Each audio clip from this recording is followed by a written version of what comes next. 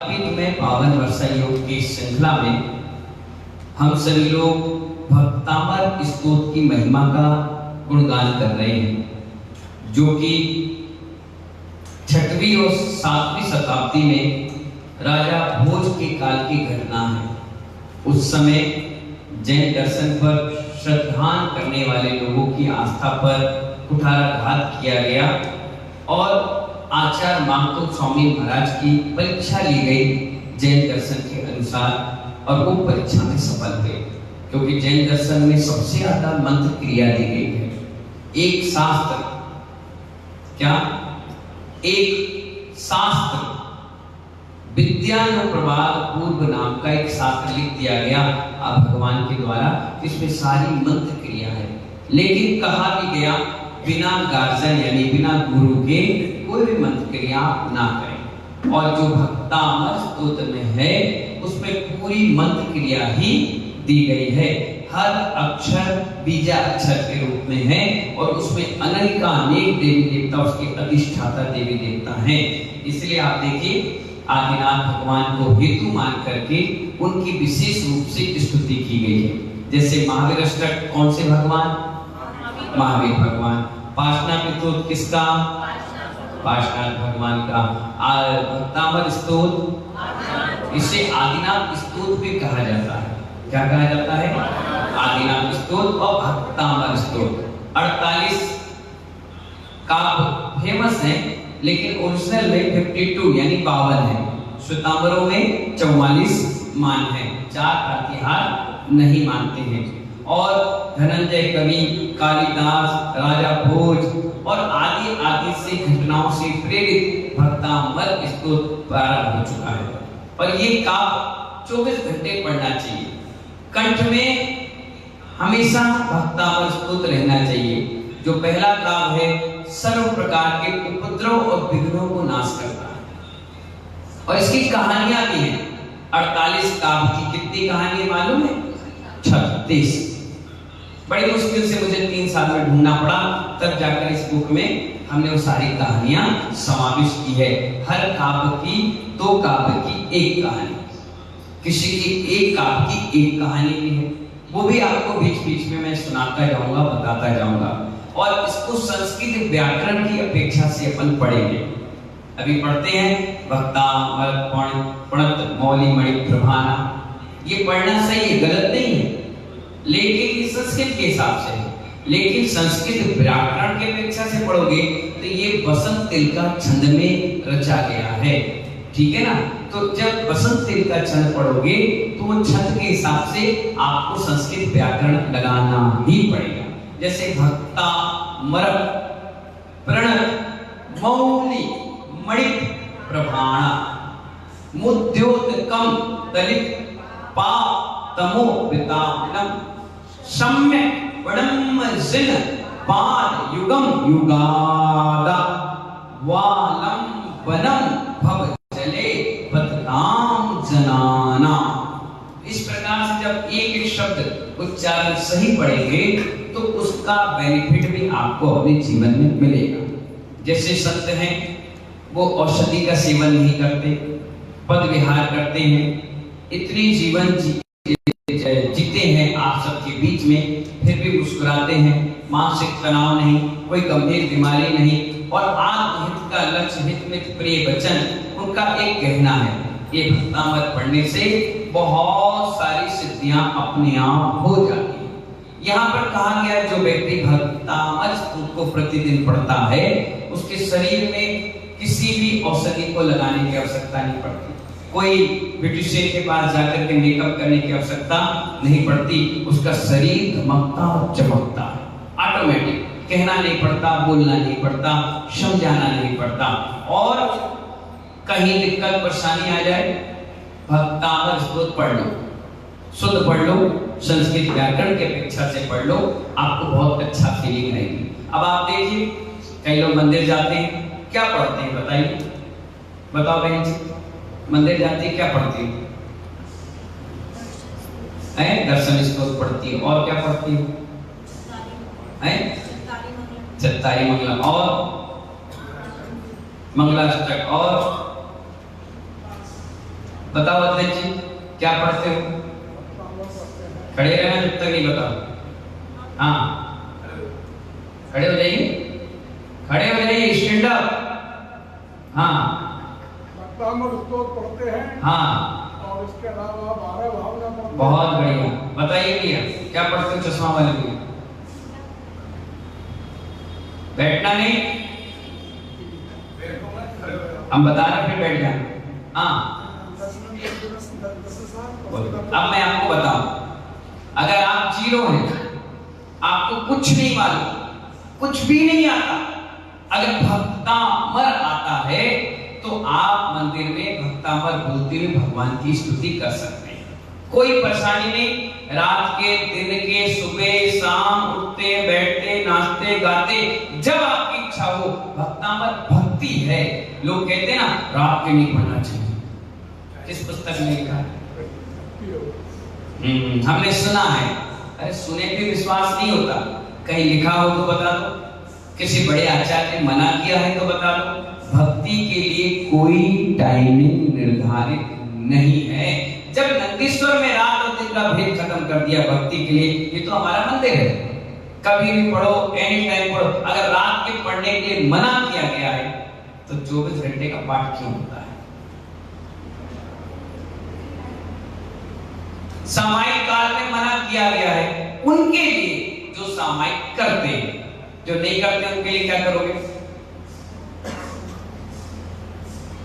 जो गाड़ी चलाने ही नहीं जानता उसके लिए कहा गया कि आप ड्राइवर की सीट पे मत बैठो। ये थोड़ी ना कहा गया कि गाड़ी में ही ना बैठो, कंडक्टर में बैठ जाओ, पीछे बैठ जाओ, आगे बैठ जाओ, लटक जाओ, कोई मना नहीं है। इसी प्रकार भक्तामर, अब मैं सामायिक करता हूं 12 से 1 बजे तक, शाम के और सुबह, उसमें भक्तामर मना किया गया, उसमें चिंतन बताया गया। लेकिन अब आप मंदिर में 12 बजे आए हो, अब क्या करोगे? आप नहीं पढ़ोगे क्योंकि आपका नियम नहीं है, आप पढ़ सकते हैं। सबसे बढ़िया स्तुति इसमें यही भक्तामर की, कोई भी काव्य पढ़ लीजिए, ऐसा नहीं कि एक ही काव्य पढ़ना, कोई भी पढ़ लो, कभी भी पढ़ लो, कैसे पढ़ लो, पर झूठे मुंह मत पढ़ो, नहा धो के स्वच्छ पवित्र बिस्तर में बैठकर मत पढ़ो और चप्पल जूते पहनकर मत पढ़ो। ऐसी अगर आपको वैसे भी पढ़ना है, मन कर रहा है तो मौन हो जाइए और मन में बिना जीभ बिना दांत मिलाए,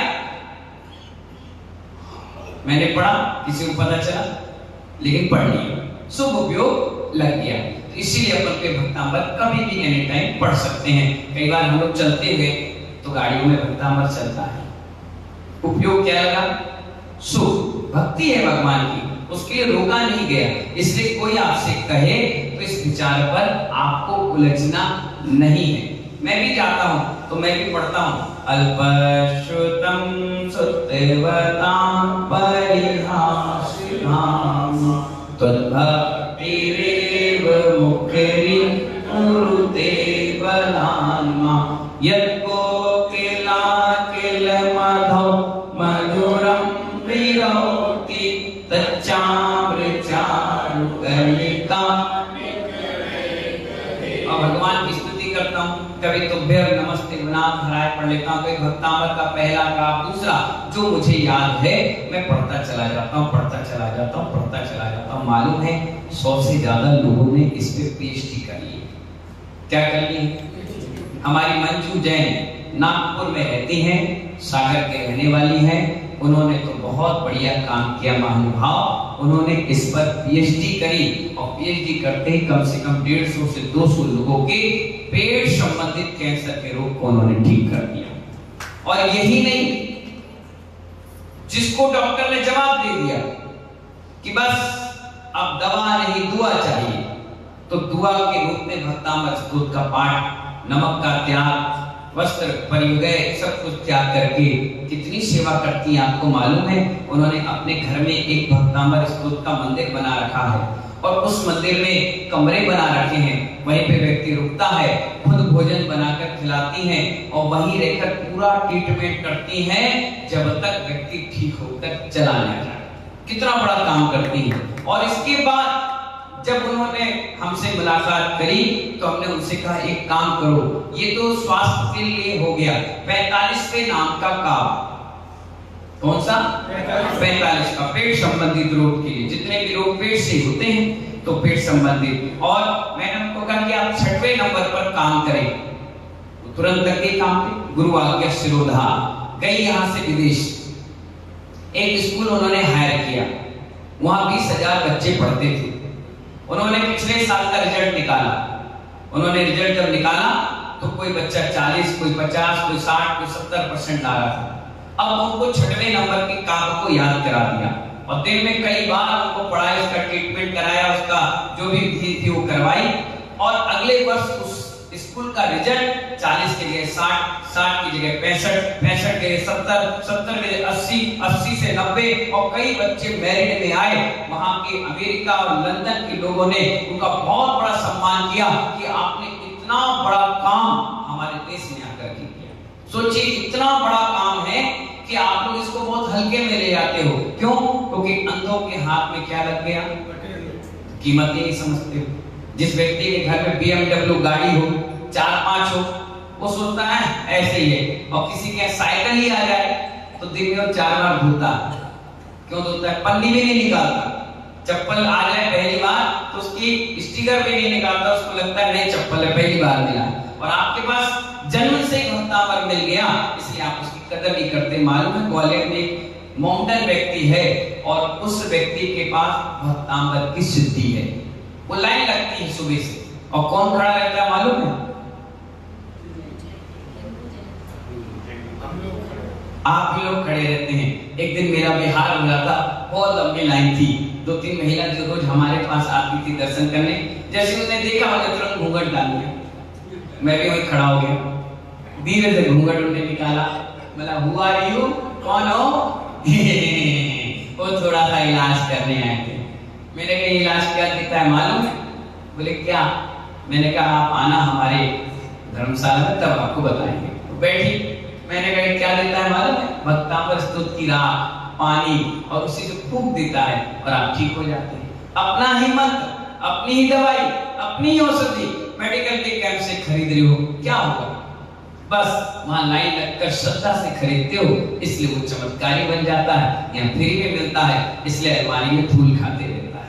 इसलिए आचार्य भगवान कहते हैं जितनी श्रद्धा से आप इसको पढ़ोगे, मैं तो 1 मिनट में पढ़ा दूं पूरे 48 के 48 स्तोत्र, लेकिन जब तक आपकी श्रद्धा नहीं जमेगी, जब तक ये भक्तांबर स्तोत्र पढ़ना व्यर्थ है। श्रद्धा का काम है। चोर ने आड़म ताड़म कछु ना जान कहा और सिद्ध हो गया। तुम नमोकार मत पढ़ते हो तो शुद्ध नहीं हो पाता और सिद्ध नहीं हो पाता। इसलिए आचार्य भगवान कहते हैं जितना हो जाए सुंदर से सुंदर तरीके से इसको पढ़ना। भिलाई में जब शिविर लगा 750 लोग बैठे, सुबह 9 बजे आए और 10 बजे चले गए। दोपहर के 3 बजे आए, फिर 4 बजे गए। सुबह की शिफ्ट 700 लोगों की और शाम की शिफ्ट 1200 लोगों की। कुल मिला के 1900 लोगों ने भक्तांबर सीखा और पुस्तक अपनी जेब में रखे, और जब जॉब खत्म होती थी तो पढ़ते पढ़ते घर जाते थे। सीख गए। आज बच्चा बच्चा उस भिलाई में भक्तांबर तो सीख गया। यहाँ तक कि एक घटना घट गई शालीमार गार्डन गाजियाबाद में। कपड़े बदलने के लिए महिला कमरे के अंदर गई और कमरा अचानक नया नया मकान था, पानी का समय था, फूल भी लगे, लॉक हो गया। अब वो लॉक हो गया, खुले ही नहीं खुल रही। अब वो क्लास में बैठी थी भक्तांबर स्तोत्र की, उसे कब याद आ गया कि कुएं में जब व्यक्ति को डाल दिया गया तो उसे निकालने में यही कार्यकारी था। वो जोर जोर से भक्तांबर पढ़ने लगी। मेरा वहां से निकलना हुआ। मैंने भी खटखट खटखट आवाज क्यों आ रही है?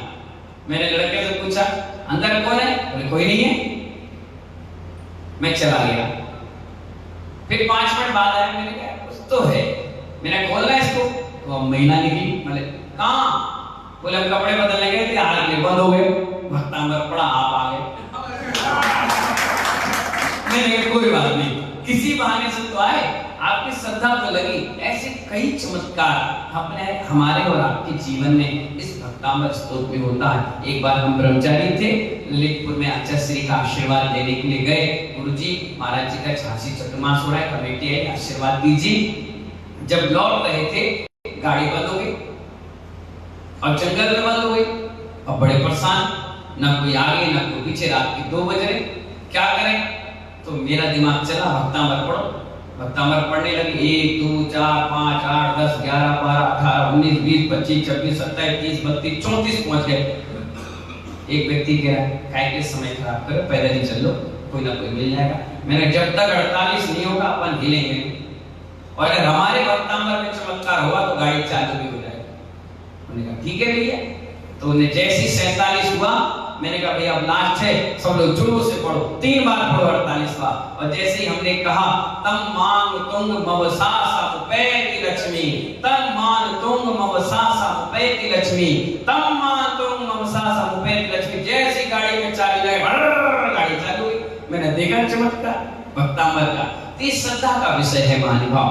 जितनी जबरदस्त अगाध श्रद्धा आप इस एक अक्षर और शब्दों पे और कहानियों पर करोगे, वो जीवन पे आपके जीवंत चमत्कार देगी। तो आज अपन फिर से वही पहला काम एक बार दोहराएंगे और पढ़ेंगे, सीखेंगे, और कोई गलती हो रही होगी तो महानुभाव उसको अपन सुधार करेंगे। पहला काम निकाल लीजिए 65 नंबर में, पढ़िए मेरे साथ।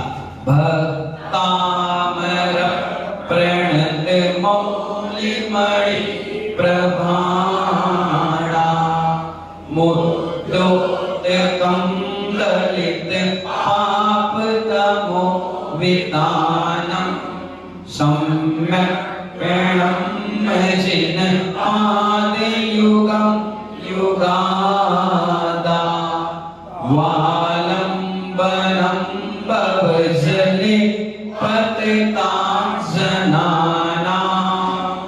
कल इसका मंत्र भी आपने पढ़ लिया था, इसकी विधि भी आपने समझ ली थी और इसके गुण भी समझ लिए थे। और मुझे इतना विश्वास है कम से कम घर में 1 बार 2 बार 4 बार आपने पढ़ने का भी प्रयास किया होगा। जो करेगा उसकी शुद्धि होती चली जाएगी, नहीं तो 50 शिविर भी अटेंड कर लोगे, 0 बटे सन्नाटा मिलेगा, कुछ मिलना नहीं है। तो अपन की एक बार फिर शुद्धि कर लीजिए। हो सकता है कल आप नहीं कर पाए हो, वो नहीं पाया हो, ममता जी नहीं आ पाई, इसलिए एक बार फिर से कर लीजिए। बोलिए भक्ता मर, आधा पाठ जुड़ जाएगा, ठीक है। पेन से लिख लीजिए, शीश से लिख लीजिए। भक्ता, जोर से बोलो, शुद्ध हो जाएगा।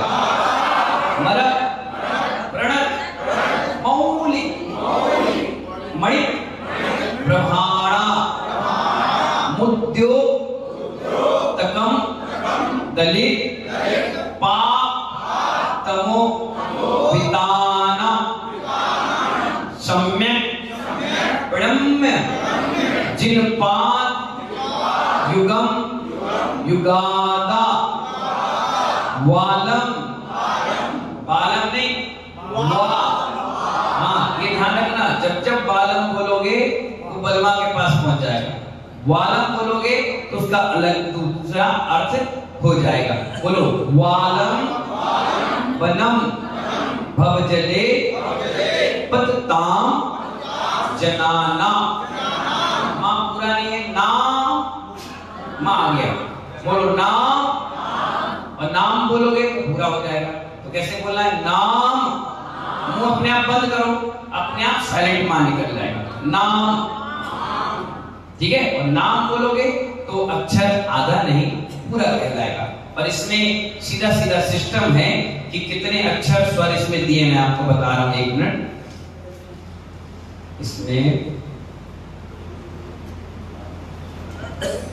इसमें बहुत अच्छे सिस्टम से समझा दिया गया है, और एक एक चीज बहुत बारीकी से बताया गया है, कितने अक्षर होते हैं, कितने, हाँ इसमें दिया है, इसमें दिया है भाई 9 नंबर पे। छंदों में मात्राओं की रचना, ह्रस्व और दीर्घ। दीर्घ में स्वर तेज हो जाता है, ह्रस्व में कम हो जाता है। जिसमें एस दिया है, एस बना हुआ है इंग्लिश का, उसके 2 अक्षर 2 दीर्घ हो जाते हैं और ह्रस्व हो जाते हैं। भक्ता मर प्रणत मौलि मणि प्रभाणा 21 अक्षर है ना। फिर 21 करके ये कितने हो गए? 84 हाँ मात्राएं, 21 मात्राएं तो कितने हो गए? 84 मात्राएं। ये सब चीज इसमें दी है, मैंने डिटेल में इसलिए नहीं बताई क्योंकि पुस्तक में सब चीज आपकी लिखी है, बार बार लिखना नहीं, बार बार समय खराब आपको नहीं करना है। इसमें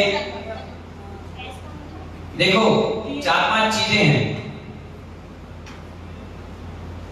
जैसे सा होता है, सा कितने प्रकार का होता है पांडे जी? कितने प्रकार के सा होते हैं? और आप बोलते क्या हो? एक ही प्रकार का।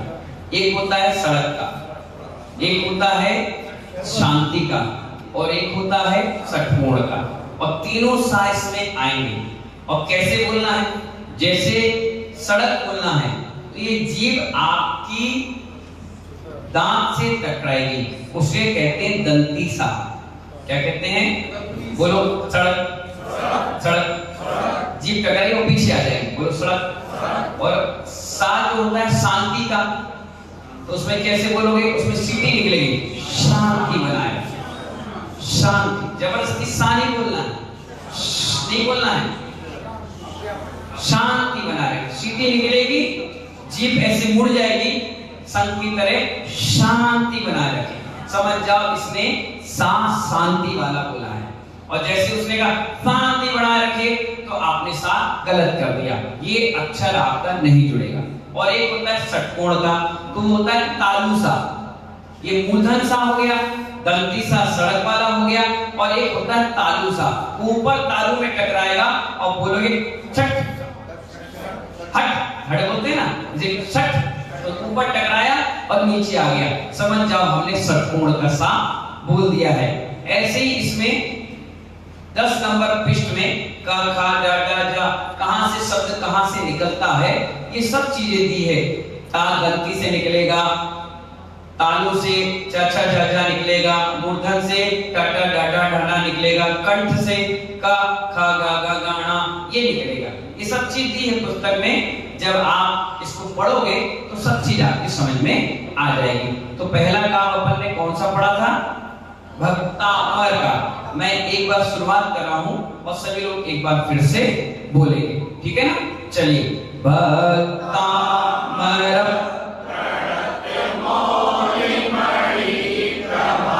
मणि, मणि, फिर से पढ़ी, भक्तामर प्रणत मौलि मणि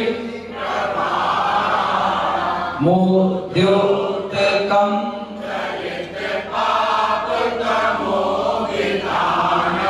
सम्यक्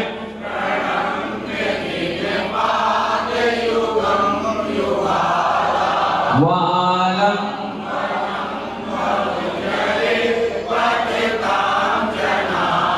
आज आपने भक्तामर पढ़ लिया। अब आप जितनी भी रिकॉर्डिंग है, किसमें, जितने भी गायकों ने गाया है, अब आप पढ़ोगे ना तो आप तुरंत कह दोगे गलत पढ़ रहा है। क्या समझ में है? अब आप तुरंत कह दोगे, चाहे लता मंगेशकर हो, कुमार सानू हो, सोनू निगम हो, अलका याग्निक हो, रुपेश जैन हो, या जो भी कोई हो, जिन्होंने अनुराधा पौडवाल हो, आप तुरंत समझ जाओगे, 1 मिनट नहीं लगेगा, आप कह दोगे इस व्यक्ति ने गलत पढ़ा। क्यों? क्योंकि आज आप पढ़ चुके हो। और अब तक क्या समझ रहे थे? अब तक क्या था? अंधे में काना राजा था, तो राजा था।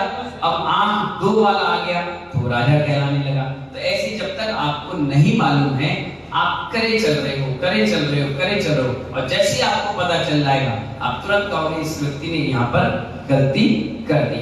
इसलिए आपको सिखाया गया है भक्तामर स्तोत्र। इसका सर्व विघ्न नाशक नाम का सब्जेक्ट है। हर प्रकार के विघ्नों को ये नाश कर देता है। मंत्र बता चुके थे और इसकी विधि और गुण आपको समझा चुके थे। अब आ जाइए दूसरे नंबर के काम पर। अब इसमें या के बाद 2 बिंदी है, तो या के बाद 2 बिंदी है, उसका मतलब होता है हा, और हा भी कैसा? आधा। तो यह या नहीं बोलना है, आधा मतलब सिंगल या है ना, मात्रा तो है नहीं, तो यह बोलो जोर से, संस सुतः, संस अलग कर दीजिए और तुतः अलग कर दीजिए।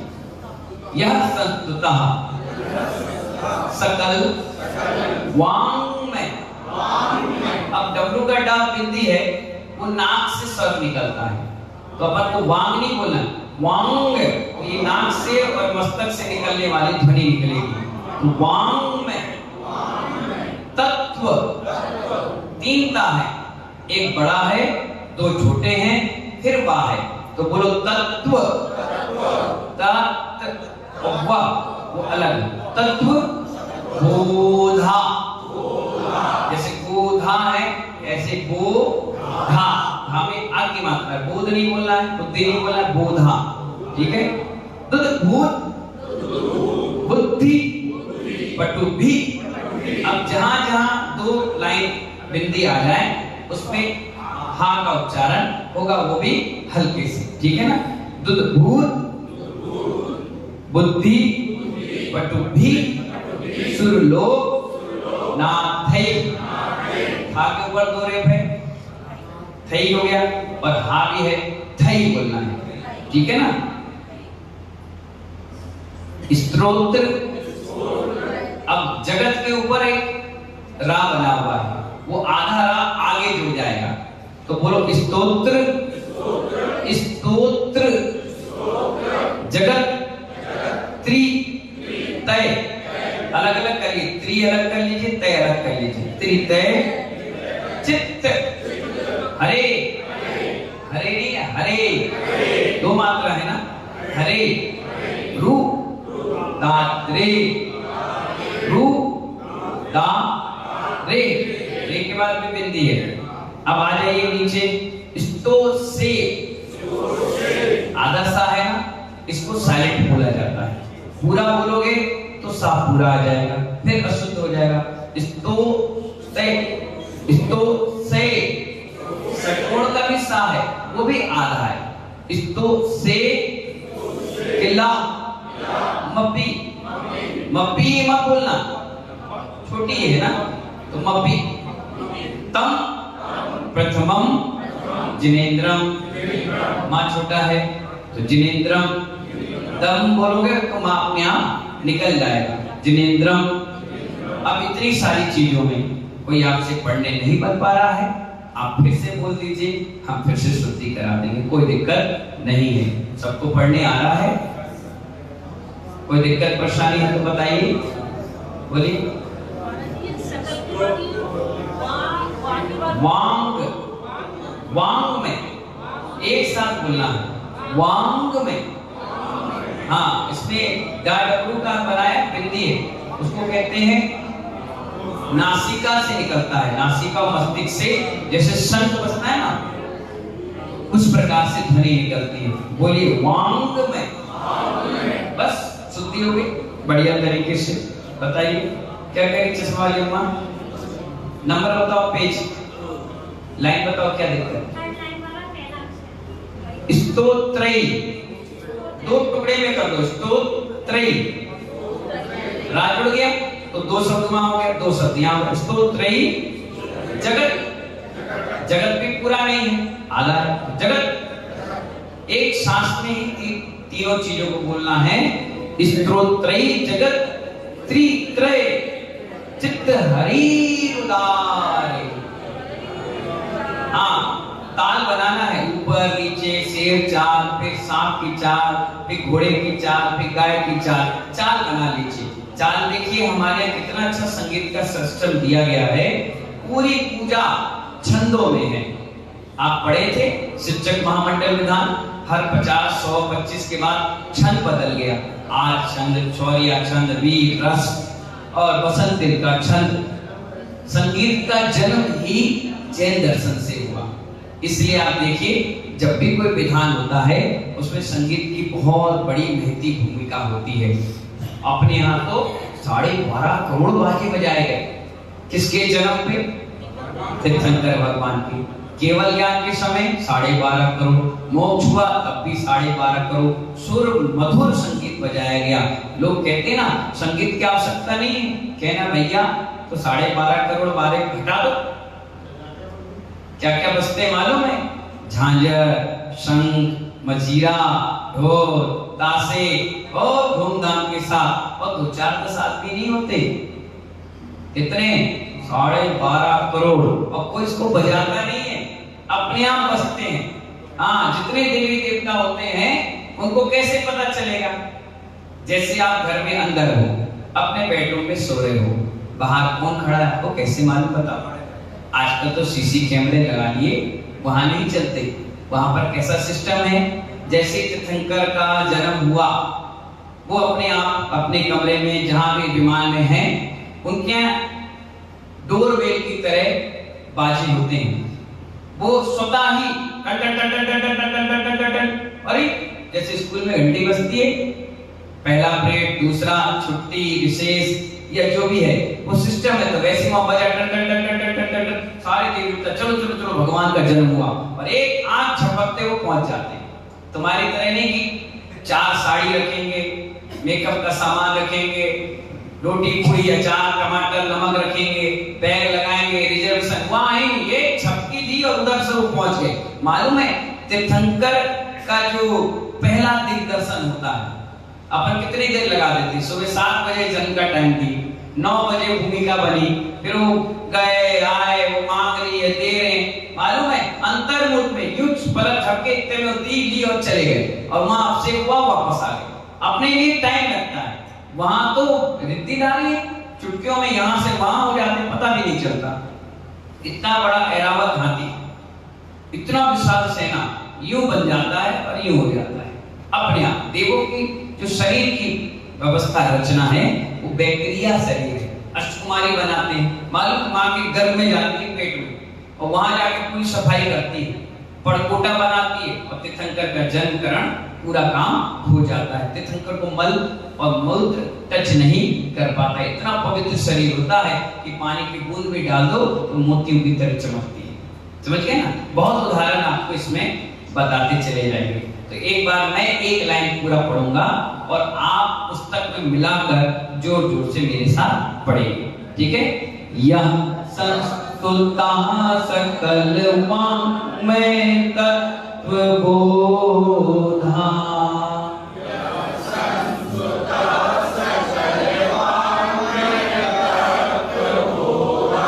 भूत बुद्धि पटुभि सुरलोक नाथे,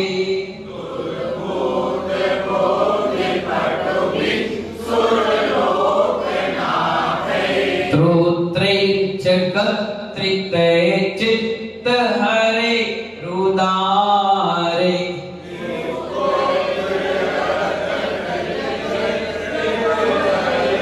यहाँ पर 3-4 ब्रेकर आ गए, गाड़ी एक्सीडेंट हो सकती है, इसलिए हम फिर से इसको रिवर्स गियर में ले जाकर फिर से चलाएंगे, ठीक है ना? तो इसको 6-7 बार पढ़ लो, आपकी जीभ लौटने लग जाएगी। जिस व्यक्ति ने इस लाइन को पढ़ लिया, पूरा भक्तामृत पढ़ लिया, समझ जाएगा वो कि हाँ कहाँ क्या उठना है, कहाँ बैठना है। फिर से बोलिए, स्तोत्रैः जगत्त्रितये चित्त हरे रुदारे,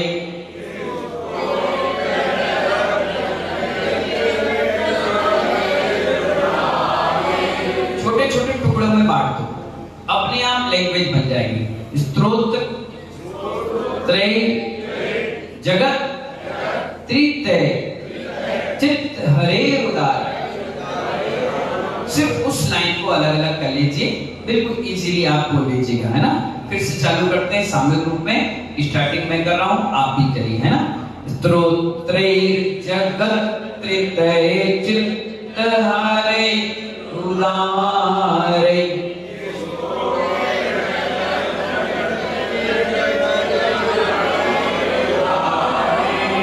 दोषे किलाहमपितं प्रथमं जिनेन्द्रम्,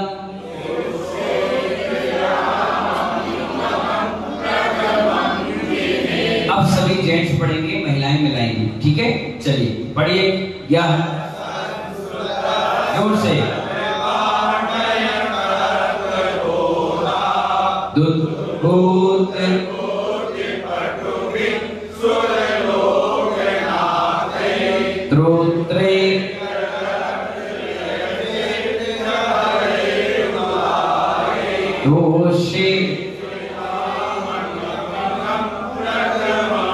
सारी महिलाएं, यह संस्तुता जोर से भूत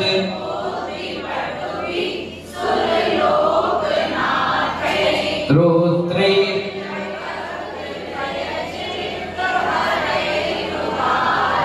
दोषे। बहुत बढ़िया, एक बार अपने लिए ताली बजा लीजिए। बहुत अच्छा काम किया, आप भी बजा लो। चलिए इसका भावार्थ समझिए। लिखा है, पढ़ लीजिए, मिला लीजिए।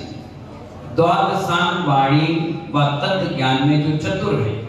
द्वादशांग वाणी का मतलब जितना भी ज्ञान कहाँ भगवान के ज्ञान में है उसमें, और तत्व ज्ञान में जो चतुर है। जैसे कहीं से भी आप प्रश्न को लो, कहीं से पूछ लो, कोई जिज्ञासा रख लो, वो सब चीज आपको समाधान कर देते हैं जो चतुर हैं। ऐसे बृहस्पति द्वारा मनमोहक स्तोत्रों से जिनकी स्तुति की गई है। बृहस्पति सबसे अच्छा ग्रह बताया गया है, चतुर विद्या वाला। ऐसे व्यक्ति की बुद्धि बहुत साफ होती है, कहीं बैठा दो वो अपनी दुकान चला लेता है। अंधेरी रात में छोड़ दो, घर पहुंच जाएगा। भीड़ भाड़ में छोड़ दो, अपनी दुकान चला लेगा।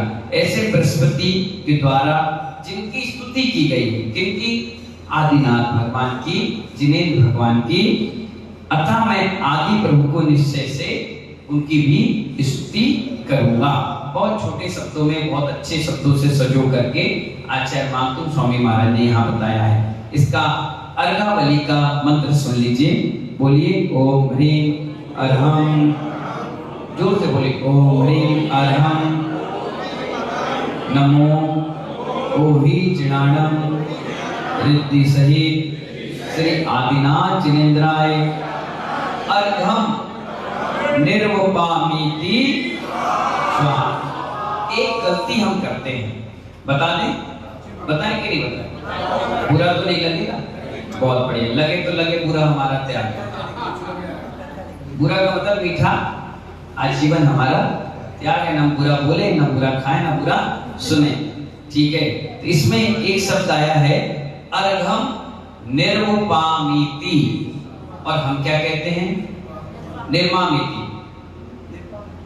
क्या कहते हैं? निर्मामिति। निर्वपामीति और निर्मामिति में जमीन आसमान का फर्क है। जैसे निर्वपामीति का मतलब है कि दोबारा जन्म नहीं लेना, और निर्वापिति का मतलब होता है समर्पित करना। क्या समझ में आया? एक किसी को सामान देना, वापस ले लेना, और एक सामान दे देना कि भैया हमने तुम्हें दे दिया, आप दोबारा नहीं लेंगे, तो निर्वपामीति बोला जाता है। बोलो निर्वपामीति। इसमें देखो निर्वपामीति, बोलो निर्वपामीति। और आप क्या करते हो? आप भूल जाते हो, इतनी भूख लगती है सुबह सुबह के बाद खा जाते हो, तो बोलते हैं निर्वपामीति। आप सुनना, आप अर्घ लेकर आओगे हमें लेने के लिए, प्रवचन के लिए, विधान के लिए, मंदिर में अर्घ चढ़ाओगे तो कैसे बोलते हो अनिल जी? उदक, बड़े जोश से चलो, उदक चंदन दान। और जैसे ही मंत्र बोलने का बात आएगा, हाँ अरे चलो, बोलो तो पूरी बोल तो दिया। कहाँ बोला भाई? नहीं बोला क्या? तुमने नहीं बोला जगदीश जी, तुमने नहीं बोला। फिर से बोलो। अब फिर से बोलोगे तो जैसी मंत्र आएगा लास्ट में फिर भूल जाओगे। तो इस मंत्र को जरूर बोलना चाहिए। अंत भला तो सब भला। मकान बना लिया लेकिन लॉक नहीं लगाया तो चोर तो चोरी करेगा ही करेगा। तो लॉक लगाना बहुत जरूरी है। जब तक आप निर्वपामीति नहीं बोलेंगे, आपका वो सिर पर अर्घ चढ़ा हुआ नहीं माना जाएगा। फिर से उठाइए, फिर से चढ़ाइए। जब तक निर्वपामीति स्वाहा नहीं बोलोगे, जब तक वो चढ़ाया हुआ नहीं। कई लोग ऐसे भी आते हैं, सिर पर चढ़ा दिए और कुछ नहीं हुआ, खड़े रहते। वो चढ़ाना नहीं चढ़ाना बराबर हो जाता है। वो उठाकर फिर से हम किसी को दे दें तो उसमें दोष नहीं लगेगा। लेकिन अगर आपने निर्वपामीति बोल दिया, स्वाहा बोल दिया, अब वो चढ़ गया, अब वो चढ़ी हुई चीज ना कोई टच करेगा, ना कोई उसको देख सकता, वो मालिक के हिस्से में चली जाती है। ठीक है ना? मंत्र समझ गए? इंग्लिश में भी दिया है। कुछ लोग बहुत विद्वान हैं इंग्लिश वाले, पढ़े लिखे, वो इंग्लिश में भी इसको पढ़ सकते हैं। इसका 2 नंबर का काव्य यानी 67 नंबर पे पूरा यंत्र दिया है। और रिद्धि और सिद्धि मंत्र दिया है। रिद्धि मंत्र पढ़ लीजिए। ओम ह्रीं अर्हं नमो ओहि जिनाणं झौं झौं नमः स्वाहा। ऐसे रिद्धिधारी मुनिराज जिन्हें अवधि ज्ञान प्राप्त है उन्हें मेरा प्रणाम हो। ओहि का मतलब प्राकृत में अवधि होते हैं, जिनाणम का मतलब जिन्हें भगवान, जिनको अवधि ज्ञान प्राप्त है उन्हें मेरा प्रणाम है। इसमें किसी को प्रणाम नहीं किया, सिर्फ गुणों को और मुनिराजों को। ठीक है।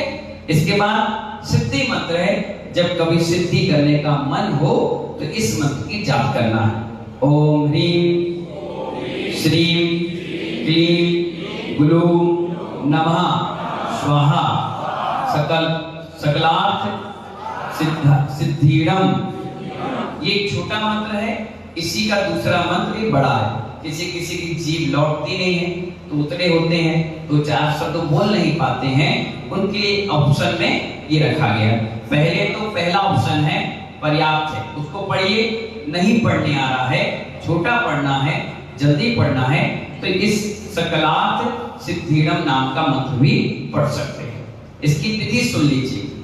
काले वस्त्र पहनकर, वैसे तो काला वस्त्र आपके लिए निषेध है। अगर मोदी जी कहीं से जा रहे हो, एक काला झंडा दिखा देना। क्या करना? काला झंडा दिखा देना, तो फिर आप देखिए 50 कमांडो पकड़ के बंद कर देंगे सीधे। मोदी तो छोड़ो, तो विधायक पार्षद को दिखा दो तो विरोध हो जाता है, काली पट्टी बांध दे। आप देखिए क्रिकेट का एक मैच हुआ, उसमें काली पट्टी सब बांधे, विरोध प्रदर्शन बहुत बड़ा। काला रंग विरोध का, इसलिए मंदिरों में काला रंग निषेध किया जाता है। क्यों? कोई पहन के आ जाए जुलूस में, अलग से समझ में आए विरोध कर रहा है, इसलिए काला। वैसे साधु का रंग कौन सा? काला। क्या? जब जब ध्यान कराया जाएगा तो आप किस रंग में ध्यान होगा? काले रंग में। वैसे काला रंग ऐसा रंग है, उसी से सारे रंग बन जाते हैं, उसमें जितना समा जाता है, उस पे दूसरा रंग सिस्टम नहीं है उसमें, तो इसीलिए काला रंग तो विरोध का प्रतीक है। लेकिन कई मंत्र क्रियाओं में उसका उपयोग किया जाता है, और ये काव्य भी सर्व विघ्न नाशक है। क्या है ये? ये भी दोनों काव्य सर्व विघ्न नाशक है। इसके लिए काले वस्त्र पहनकर काली माला से, कौन सी माला? काली माला से काले आसन पर पूर्वाभिमुख दंडासन मारकर, जैसे दंड लगते हैं ना, आसन होता है दंडासन, वो मारकर 21 या 30 दिन तक प्रतिदिन 108 बार, 7 दिन तक प्रतिदिन 1000 बार रिद्धि मंत्र का स्मरण करना चाहिए। ये तो सिस्टम है इसका, विधि। लेकिन गुण क्या है? क्या होता है इससे? यंत्र को पास में रखने से, जो यंत्र बना है ना, ये पास में रखने से, दूसरा काप एवं रिद्धि मंत्र के स्मरण करने से शत्रु तथा सिर की पीड़ा नाश होती है। कई लोग का सिर दर्द देता है, उठे और सिर दर्द, ज्यादा पढ़ लिए सिर दर्द, ज्यादा सोच लिए सिर दर्द, किसी का आधा, किसी का पूरा, किसी का थोड़ी थोड़ी जगह पर, तो ये सिर दर्द का है। अभी आधा पूरा माइग्रेन उसके अलग आएंगे, ये जिसका पूरा सिर दर्द देता है उनके लिए है। तो बताया गया सिर दर्द नाश होती है। दृष्टि बंद, वह क्रिया जिससे देखने वालों की दृष्टि भ्रम हो जाए वो दूर हो जाती है। जैसे नजर वाली, नजर लग जाती ना, हाय लग जाती, बहुत कमजोर हुआ, ये भी ठीक हो जाता है। आराधक को मंत्र साधना तक नमक से होम करना चाहिए। होम मतलब जो अपन धूप खेते हैं, इसमें नमक का उपयोग किया गया है। दिन में एक बार भोजन करना चाहिए। एक आसन तो पूरे काव्य में बताया गया जैसे हम लोग करते हैं। एक आसन का मतलब पानी भी नहीं लेना, मतलब कितने बजे भोजन लेना? दिन में एक बार बैठ गए, खा पी लिया, बिल्कुल फ्री। अब दूसरी बार कुल्ला भी नहीं करना। उसका नाम क्या कहलाता है? आप लोग को एक नियम देना चाहते हैं, देना आपकी भलाई के लिए।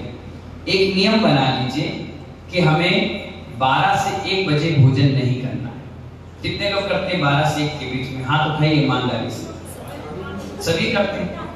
शाम के 7 से 8 के बीच में नहीं, कई लोग रहता है ऑफिस जाए 6 बजे को 7 बजे 6:30 7 बजे 8 बजे खाते हैं। कौन ऐसा व्यक्ति रात के 11 से 1 बजे बीच खाता है? जब रात के जन्मदिन की पार्टी होती है, केक पोंते हो ना, तो खाते भी हो। ये 3 टाइम ऐसे, और सुबह 4 बजे से 6 बजे के बीच में कौन खाता है? आज से नियम ले लो कि हमें इस टाइम कुछ भी खाना और पीना नहीं। क्या सेवा है ना? 12 से 1 घंटे बिफोर मत हो, पीछे मत जाओ। समझ गए ना? ये काम बिल्कुल नहीं करना आज के बाद। क्या समझ में आया? बिल्कुल नहीं, शुरुआत तो करनी नहीं। अब मैं आपको बताऊं इसका रीजन क्या है। हाथ जोड़ो और पूछो, हे उपाध्याय श्री, आखिर ऐसा क्यों नहीं करें, बताओ। अब मैं बता रहा हूं, सुनिए। जिस समय भगवान की वाणी खुलती है वो समय यही है। क्या? भगवान की वाणी का टाइम हुआ 2.5 घंटे चलती है। मतलब आपको इसलिए 12 कह दिया, कई बार मौसम के हिसाब से थोड़ी सी चेंजिंग हो जाती है। 11:30 से लेकर के 1, सवा 1, 1:30 बजे तक। अब इतनी तो आप पाबंदी नहीं रख पाएंगे, इसलिए आपको मोस्ट टाइम दे दिया गया 12 से 1। अब ये जो टाइम होता है भगवान की वाणी खिली, साधुओं की सामायिक का टाइम, और इसी समय नारद की जीभ में और उथल-पुथल चालू हो जाती है। प्राइम टाइम उनका हो जाता है, और लड़ाई झगड़ा करते हैं और मारपीट करते हैं। तो स्वाभाविक है ऊपर की चीज तो लेट आती है, लेकिन नीचे की चीज जल्दी आती है। आग जलाओगे ऊपर तो उसकी गर्माहट कब आएगी? नीचे। लेकिन नीचे की गर्माहट, तो जब नीचे अशुभ वातावरण होगा, वो उसकी रेत और वर्गणाएं पूरे आहारशाला में आपकी आ जाएगी। और जब वो भोजन आप करोगे तो आपके घर में नियम से अशांति, क्लेश और बीमारी पनपेगी। और जो लोग 12 बजे भोजन करते होंगे उनके जीवन में घटनाएं घटित हो रही होगी। इसलिए तो आचार्यों ने कहा 12 बज गया, अब बाहर के मत उठो। 11:30, सवा 12, सवा 11, 11:30 तो चला भी लेंगे, लेकिन 12 बजे नहीं, बिल्कुल नहीं। 1-2 दिन की घटना हो जाए तो बात दूसरी। तो रोज का डेली बेसिस पे कार्यक्रम बना लो कि 12 बजे खाऊंगा, नहीं, नियम बना लो। अब तो चतुर्मास चल रहा है, वैसे भी आप सिस्टम के साथ रह रहे हो, तो सिस्टम से डिसिप्लिन से रहोगे तो ये 4 महीने के बाद आप खुद ही मुझसे कहोगे, आपकी बुद्धि बढ़ेगी, आपके घर से शांति आ जाएगी, बढ़िया, क्लेश भाग जाएगा, बीमारियां चली जाएंगी, और आप कहोगे महाराज जी वाकई में ये टाइम से भोजन करने में हमारा सिस्टम बिल्कुल बढ़िया, मजा आ गया, तबीयत बिल्कुल खुश। वैज्ञानिक रीजन देखो, जठराग्नि 9 बजे से 11 बजे तक बिल्कुल गर्म रहती है। कुछ भी डालो स्वाहा, पच जाएगी। और जैसे ही 12 बजे के बाद सूर्य तेजी से यहाँ आया, वो ढलना चालू हो जाती है। 2-2:30 बजे अगर भोजन करोगे तो आधी भूख मर जाती है, लीवर खराब हो जाता है, लीवर से किडनी, किडनी से हार्ट, हार्ट से माइंड, सब चीज एक दूसरे से जुड़ी है। और जो लोग लेट तक भोजन करते हैं उनके लिए बीमारी यही बनती है। इसीलिए टाइमिंग से 11 बजे हमारे यहाँ बताया गया, 11-12 बजे तक भोजन करके बर्तन धोके बिल्कुल साफ, बिल्कुल बंद। शाम के 4, 5, 5:30 तक बिल्कुल बंद, रात्रि में कोई खान पीन नहीं। इसलिए तो कई सेलिब्रिटी जैन दर्शन के अनुयायी बन गए कि ऐसा भोजन हम भी करेंगे, ऐसा जीवन हम भी जिएंगे। तो इससे आपकी सात्विकता आएगी, मानसिक तनाव नहीं होगा, घर में क्लेश नहीं होगा, ना कि जो भोजन है उसका असर भी आपके ऊपर नहीं होगा। इसलिए मैंने कहा कि आपको टाइमिंग बना लीजिए इस टाइम, और 1 हफ्ता करके देखिए, 1 हफ्ता करके देखिए, 1 हफ्ते के बाद मुझसे मिलिए कि आपको कितना उसका फायदा हुआ। दूसरी बात, ये भक्तापर मैं इसलिए आपसे मंत्र पढ़ाता हूं, जब हम लोग 2006 में जो जयपुर हाउस कॉलोनी में चतुर्मास कर रहे थे, आपके ही प्रदीप बड़जात्या जो अभी जयपुर चले गए, वो वहां रहते थे। चिकनगुनिया फैला, पूरे आगरा में भी आया था, उत्तर भारत में। तो जब वो फैला तो वो मुश्किल से 10-12 काम हुए, वो जयपुर हाउस में आए और कांपने लगे, बुखार आने लगा। मैंने क्या हो गया प्रदीप भैया? बोले महाराज जी ऐसा लग रहा है चिकनगुनिया हो गया। तो मैंने कहा घर जाओ आराम करो। बोले मैं तो यहीं रहूंगा। तो मैंने कहा हमें क्या करना, कमरा बड़ा था रामका जी का, मैं रुक जाऊं। तो 3 दिन वो रुक गए, और पूरे आगरा में चिकनगुनिया हुआ था। जहां भक्तांबर चल रहा था जयपुर हाउस में, एक भी व्यक्ति को चिकनगुनिया नहीं हुआ। इतना बड़ा मंत्र का प्रभाव था। वो तो पेपरों में अखबारों में उस समय आया था कि चिकनगुनिया का प्रभाव जयपुर हाउस इलाके में नहीं था, और किसी को था भी तो वो ठीक भी हो गया, लेकिन उनको असर नहीं हुआ। तो इतना बड़ा ही मंत्र का, इसलिए जब मैं बोलता हूं पढ़ा करो तो खूब पढ़ा करो। इतने लोग पढ़ते हैं, एक माला होगी अपन को पता ही नहीं चलता। एक साथ सबने बोला ओम ह्रीम अरहम नमो वही जड़ानम झम झम नमः स्वाहा, एक साथ बोले, एक माला होगी, आपको पता चला, लेकिन माला हुई। सामूहिक पुण्य कहते हैं इसको, क्या कहते हैं? पुण्य, ठीक है ना। तो इस प्रकार से आपने आज 2 नंबर तक का कंप्लीट कर लिया। आज और कल 2 दिन आपने इसको समझा, व्यवस्था देखी, नहीं समझ में आ रहा ना तो ये फेसबुक यूट्यूब पे डला है, तुरंत घर में रिवाइंड कर लेना, देख लेना, समझ लेना। और भी कोई हैरान परेशान दिक्कत है आपके रिश्तेदार परिवार में, उनको भी भेज देना, जाओ तुम भी पढ़ लो, तुम भी समझ लो, और कितनी गलतियां करते हैं आप सीख लो। इस प्रकार से 2 काम हो गया। इसकी कहानी दी गई है, ये पेज निकाल लीजिए, जंगल में मंगल, पेज नंबर 160। बहुत सुंदर कहानी है, घर में पढ़ना, नहीं समझ में आए तो एक बार मैं आपको समझा दूं, ठीक है। 2 काम आपके पूर्ण हो गए।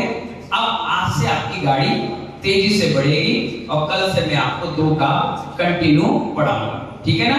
और जब ये भक्तामर स्तोत्र समाप्त होगा तो 5 या 7 दिन का पूजन शिविर भी चलेगा। पूजन के द्रव्य, पूजन की सामग्री, पूजन क्यों, कब, कैसे, मंदिर, शिखर, वेदी, कलश, मूर्ति, कहाँ बैठना, कैसे दर्शन करना, क्या चढ़ाना, कब क्या बोलना, कैसे मंत्र क्रिया करें, ये 7 दिन का कोर्स अलग पढ़ाया जाएगा। रोज सुबह 8:15 जैसे ही समाप्त हुआ तुरंत चालू हो जाएगा, क्योंकि उसके जस्ट बाद 10 लक्षण पर प्रारंभ है। तो इस बार अगले बार के 10 लक्षण से अच्छा काम ये करना है कि हमें पूजन की पद्धति सुधारना है। दिक्कत और परेशानी इसी में है कि जिसके जो मन में आता है वो करता चला जाता है। मैं भी कोई थोपूंगा नहीं, और ना मैं कोई सिर ठोक के जाऊंगा कि ऐसे ही करना है, बिल्कुल नहीं। मैं तो आपको आगम पंथ के हिसाब से बताऊंगा, ये विधि है, आप क्या करते हैं मुझे कोई मतलब नहीं। अगर 100 में से 1 भी सुधार लिया तो मेरा चतुर्मास साफ है, क्योंकि 10 लक्षण पर में नए लोग आएंगे, उनको मालूम कुछ है। क्योंकि जब मैं भी भगवान महावीर के जन्म कल्याण पर धोती पहन के पहुंचा तो मालूम है सारी दुनिया मेरे पर हंस रही थी। क्यों हंस रही थी? पहली बात तो नहीं, क्यों हंस रही थी मनोज भैया मालूम? क्योंकि दुपट्टा मैंने नीचे पहना था, धोती ओढ़ ली। सब लोग मुझे देखे, अब को हंसे, मुझे बहुत शर्म लगी। मैं वैसे ही मंदिर नहीं जाता था, बड़ी मुश्किल से तो महाराज जी बोले आ जाओ महावीर जयंती में धोती पहने। अब जो डेली डलाई थी तो दुपट्टा नीचे बांध लिया और ऊपर धोती ओढ़ ली, सब हंसे। फिर एक बाबा जी ने बोले क्या पहना है? धोती। बोले धोती ओढ़ी है, दुपट्टा पहना है। मैंने ठीक तो है, अब कुछ दिख तो नहीं रहा, बता तो है। बोले नहीं नहीं नहीं ऐसे नहीं बेटा, आओ। फिर उन्होंने धोती सिखाई कि धोती ऐसे पहनी जाती है, दुपट्टा ऐसा। अरे मैंने कहा भाई गलती हो गई। फिर पूजन में खड़े हुए तो पुष्प पीले थे, चावल, सब लोग यूं करें, अरे तो भगवंत इंद्र महिता। हमारे समझ में नहीं आया तो हमने निशाना लगाने लगे। हमने सोचा शायद निशाना मारना है, बच्चों में कंचे खेलते थे ना, तो अब वही करने लगे। देख बोला ये क्या कर रहे हो? निशाना लगा रहे, सब लोग लगा रहे हैं। तो बोले पागल हो क्या? मैंने कहा भैया एक बात बताएं, हम पहली बार आए हैं। बोले पहली बार आए हो? तो बोले जो हम करें वो करो। बोले ठीक है। उसने यूं खुजाया, मैंने खुजाने लगा। तो खूब हंसा, कह रहे ये क्या कर रहे हो? तो हमने कहा तुम खुजा रहे हो तो हम भी खुजा। अरे ये नहीं भैया, ये करना है। अरे मैंने कहा मुझे मालूम नहीं है, तुम बताना, मैं करता जाऊंगा, तुम करोगे वो मैं नहीं करूंगा। बोले ठीक है। उन्हें पीले चावल उठाए तो मैंने भी उठा लिया। बोले स्वाहा, बोले बोले स्वाहा। उन्हें का सफेद वो चिकटक उठा ली, बोले स्वाहा, बोले स्वाहा। उन्हें कलश उठा लिया, बोले डालो जल, बोले लो जल, स्वाहा। उन्हें लौंग चढ़ा दी, मैंने लौंग चढ़ाई, बोले चढ़ गई, चढ़ गई। फिर मैंने महाराज से कहा महाराज जी मुझे सिखाओ ये क्या है। फिर मैं सीखा, और सीखने के बाद पूरे 10 लक्षण पूजा करी। मैंने कहा वाह ये है पूजा, मजा आ गया। तो ऐसे ही जब आप हर क्रिया को समझ जाएंगे तो आपको पढ़ने में, चढ़ाने में, और उसको आनंद जो आएगा ना, वो आनंद पैसे से नहीं खरीदा जाता। ठीक है ना। इन्हीं मंगल भावनाओं के साथ सभी को बहुत बहुत आशीर्वाद। जय बोलिए आचार्य मानतुक स्वामी जी महाराज की।